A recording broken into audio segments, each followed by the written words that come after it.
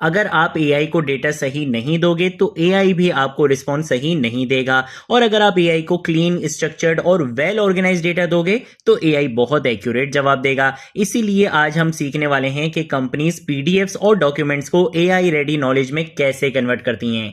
Welcome to my YouTube channel Techjeen AI engineer 360 degree के इस phase में जहां हम एआई डेटा इंजीनियरिंग के ऊपर बात कर रहे हैं। आज की वीडियो में हम एआई डेटा इंजीनियरिंग का एक बहुत इंपॉर्टेंट कॉन्सेप्ट डिस्कस करेंगे which is production injection pipeline. इससे रिलेटेड सारे इंपॉर्टेंट कॉन्सेप्ट्स इस वीडियो में डिस्कस करेंगे और वीडियो के एंड में क्लाउड कोड का यूज करते हुए नेस्ट जीएस का एक कंप्लीट प्रोजेक्ट बनवाऊंगा जिसमें हम इस प्रोजेक्ट की प्रैक्टिकल इंप्लीमेंटेशन भी करने वाले हैं। तो भाई बहुत अमेजिंग वीडियो रहने वाली है। इस वीडियो को आपने स्टार्टिंग से लेकर एंड तक जरूर देखना है। सबसे पहले तो हम बात करेंगे कि यार ये प्रोडक्शन इंजेक्शन पाइपलाइन का मतलब क्या है।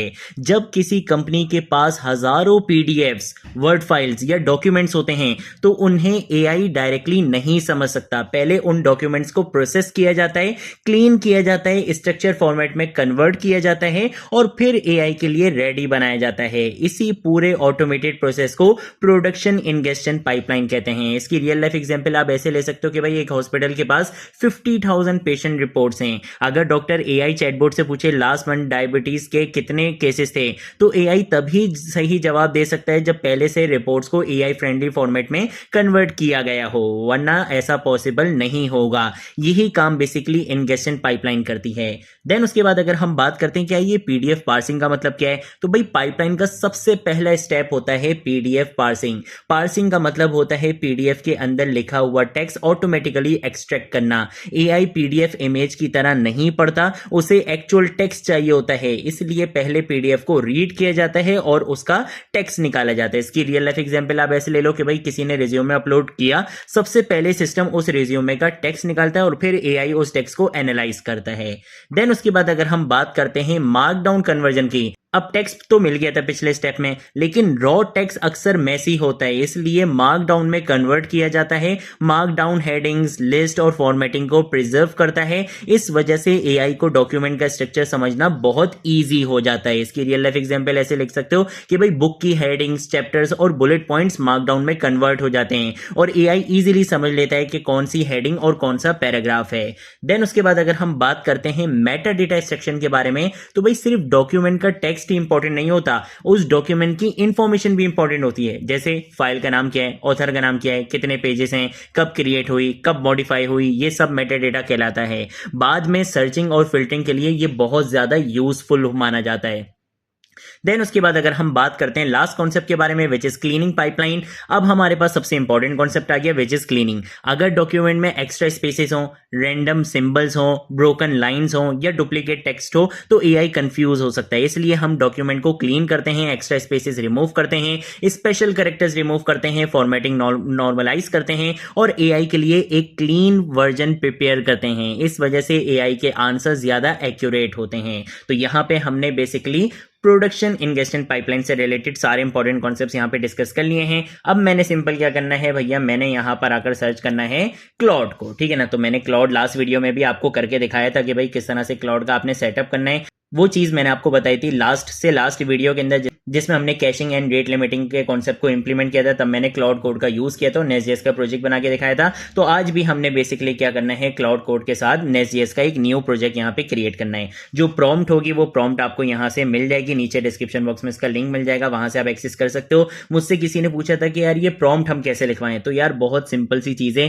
किसी भी एआई टूल के पास चले जाओ, किसी भी एलएलएम के पास चले जाओ, chat GPT, Gemini, cloud, DeepSeek, किसी के पास भी चले जाओ और उसको सिंपल उर्दू में, हिंदी में भी अगर आप बता दोगे ना कि यार मुझे क्या करना है। अब देखो अगर इस प्रॉम्प्ट में देखा जाए तो हमने क्या बोला हुआ है, हमने सिंपल ये बोला हुआ है कि भाई मुझे क्या करना है, एक नेस्ट.जेएस का प्रोजेक्ट बनाना है जिसके अंदर क्या चीज इंप्लीमेंट होनी चाहिए, AI PDF injection pipeline implement होनी चाहिए, जो कैच का टॉपिक था। बाकी ये पूरी प्रॉम्प्ट आपको खुद जनरेट करके देता है। बैक एंड में देखो इसने बोल दिया कि भाई नेस्ट.जेएस, टाइपस्क्रिप्ट, मल्टर वगैरह इनका यूज होना चाहिए, ये सारी चीजें बता दी। फ्रंट एंड में इसने बोल दिया HTML, CSS, JavaScript front end होना चाहिए। हमने बोल दिया कि भाई चीजों को सिंपल रखने के लिए कोई नेक्स्ट वगैरह के ऊपर काम नहीं करना, यहाँ पे सारी चीज़ हमने बता दी। तो ये कंप्लीट चीज़ एआई आपको पूरी प्रॉम्प्ट खुद रेडी करके देगा। ये प्रॉम्प्ट आपको लिखने की ज़रूरत नहीं पड़ती। आप अगर सिंपल वर्ड्स में भी अगर सिर्फ बता दोगे ना एआई को, तो वो आपको प्रॉपर वाली प्रॉम्प्ट यहाँ पे जनरेट करके दे देगा। उस प्रॉम्प्ट को फिर आप यहाँ पे लाके पेस्ट कर दो। हम यहाँ पे आके सिंपल एंटर प्रेस करेंगे, जिससे क्या होगा, ये हमारा कंप्लीट प्रोजेक्ट बनाना स्टार्ट कर देगा। वंस ये हमारा प्रोजेक्ट कंप्लीट बना ले,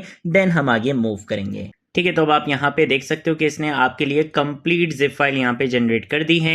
हम सिंपल क्या करेंगे, इस यहाँ पे जिप फाइल को डाउनलोड करेंगे और डाउनलोड करने के बाद मेरा पहला काम ये रहेगा कि मैं इसको क्या कर लूँगा, यहाँ पे आके एक्सट्रैक्ट कर लूँगा। ठीक है, तो मैंने यहाँ पे इसको एक्सट्रैक्ट कर लिया है और अब हम आ जाएंगे इस फोल्डर के अंदर। इस फोल्डर के अंदर आकर हमने सिंपल राइट क्लिक करना है और इस प्रोजेक्ट को हम अपने VS कोड एडिटर के अंदर यहाँ पे ओपन कर लेंगे। ठीक है, तो ये करने के बाद हमने क्या करना है, हमने सिंपल यहाँ पर अपना टर्मिनल क्या करना है, सबसे पहले तो ओपन करना है। ठीक है, तो ये रहा मेरा टर्मिनल, मैंने इसको यहाँ पे ओपन कर दिया और यहाँ पर आकर मैं सिंपल npm i यानी कि npm इंस्टॉल की कमांड क्या कर लूंगा, रन कर लूंगा। इसी के साथ साथ मुझे यहाँ पे बनानी पड़ेगी .env की फाइल, तो मैंने .env की फाइल बना ली और .env.example के अंदर जो भी चीजें थी उसको मैं यहाँ पे कॉपी करके और यहाँ पे लाके क्या कर दूंगा, पेस्ट कर दूंगा। ठीक है, इसके अंदर हमारा पोर्ट है और आपको यहाँ पे जेमिनी की API की देनी है, तो उसके लिए आपने सिंपल क्या करना है, आपने जाना है AI स्टूडियो के ऊपर। ठीक है, aistudio.google.com, यहाँ पर आकर आपने अपनी API की को कॉपी करना है और वहां पर ले जाके क्या कर देना है, पेस्ट कर देना है। ठीक है, तो मैंने अपनी API की यहाँ पे कॉपी कर ली और यहाँ पर लाकर अब मैं क्या कर दूंगा, इसकी जगह पे पेस्ट कर दूंगा।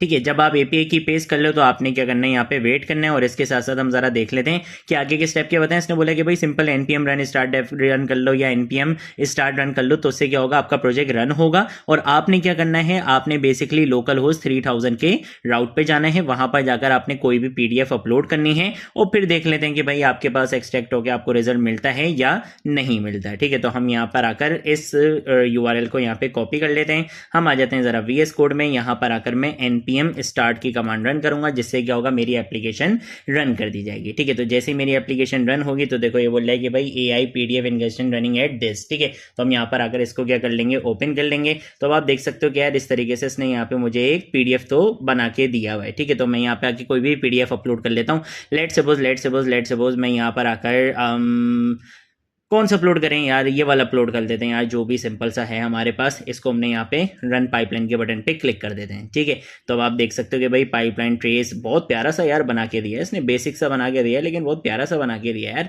तो यार बहुत जबरदस्त सीन हो गया भाई। डॉक्यूमेंट मेटा डेटा बता दिया कि भाई ये नाम था आपकी फाइल का, 2 पेजेस थे इसके अंदर, वर्ड काउंट ये है, फाइल साइज इसका ये था। मैं वाकई में आपको दिखा भी देता हूँ कि यार वाकई क्या ऐसा था या नहीं था। तो हम डाउनलोड्स पर आते हैं और ये थी हमारी फाइल। इस फाइल के अंदर अब आप देख सकते हो कि भाई यहाँ पे सिर्फ 2 पेजेस थे, 2 पेजेस वाला जो रिकॉर्ड था उसने यहाँ पे आपको कंप्लीट बना के दिया। अच्छा जी, और देख लेते हैं कि भाई और क्या क्या सीन है यहाँ पे जनरेटेड मार्कडाउन भी इसने कंप्लीट बना के दे दिया। देख रहे हो, कंप्लीट इसने चीजें यहाँ पे आपको जनरेट करके दे दी भैया जी। यहाँ पे इसने कंप्लीट टेक्स्ट यहाँ पे जनरेट करके दे दिया मार्कडाउन के अंदर। इसके साथ साथ इसने AI समरी, इसकी समरी यहाँ पे आपको बता दी। इसके साथ साथ एक्सट्रैक्टेड टॉपिक्स भी बता दिए कि भाई किस किस चीज से रिलेटेड इसमें बात हो रही है। की पॉइंट्स भी इसने यहाँ पर आपको बना के दे दिया भैया। और क्या चाहिए जिंदगी में, सिर्फ एक प्रॉम्प्ट लिखने पे हमारे पास इतना जबरदस्त यहाँ पे एक स्ट्रॉन्ग बैकएंड बनकर आ चुका है। और यार ये बैकएंड का कोड देखो, बहुत सारे लोग कहते हैं कि यार AI बैकएंड के कोड के लिए नहीं है। मैं आपको दिखाता हूं, यहाँ पे अगर आप आके देखोगे